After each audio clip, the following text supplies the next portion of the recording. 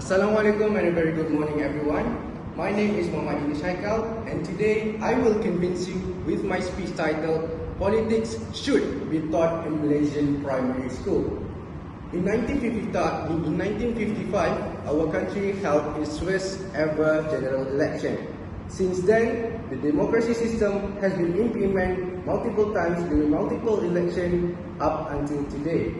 The democracy system gives us, a Malaysian citizen who is aged 18 years old and above, the responsibility to vote and choose the leader to build our country for a better future. However, there are two problems with the election within the youth. The first one, only 40% of Malaysian youth understand the voting system in Malaysia. And the second one, only 42% of Malaysian youth understand the differences between political parties. This is from CNN News. And this fighting news is very, very dangerous to our country because our vote depends the future of our country.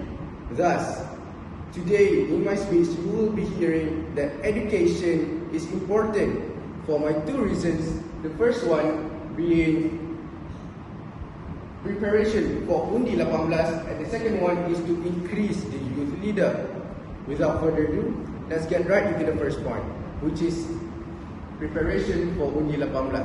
In my speech today, I will compare Malaysia with another country that implement the same minimum age for voting, which is Australia. The differences between Malaysia and Australia: we start to teach about politics at the age of 16 through history.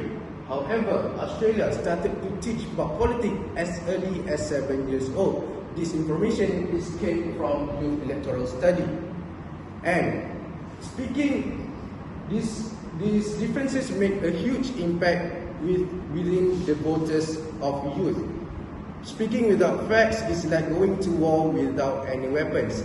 Thus, this is a few statistics, which is the voting percentage of youth, which in Malaysia we only have 75.6%.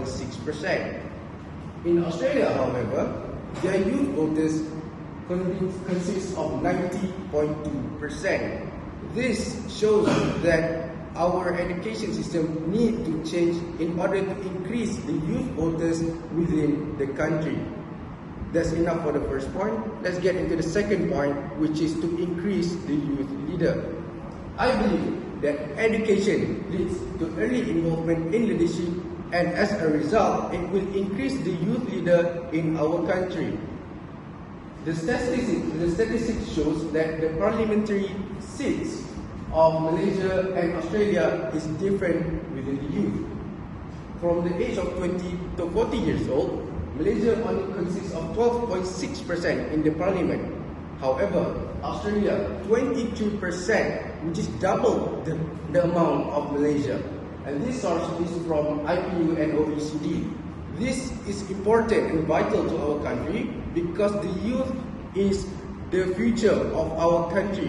They supposedly gain knowledge as early as 20 to 40 years old.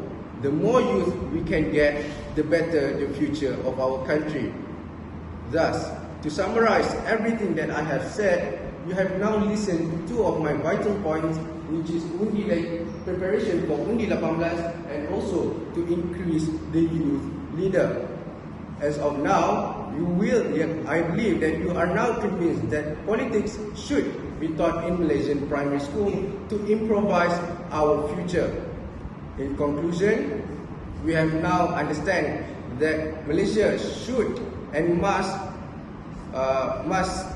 follow what Australia has been doing for decades, which is teaching politics as early as primary school.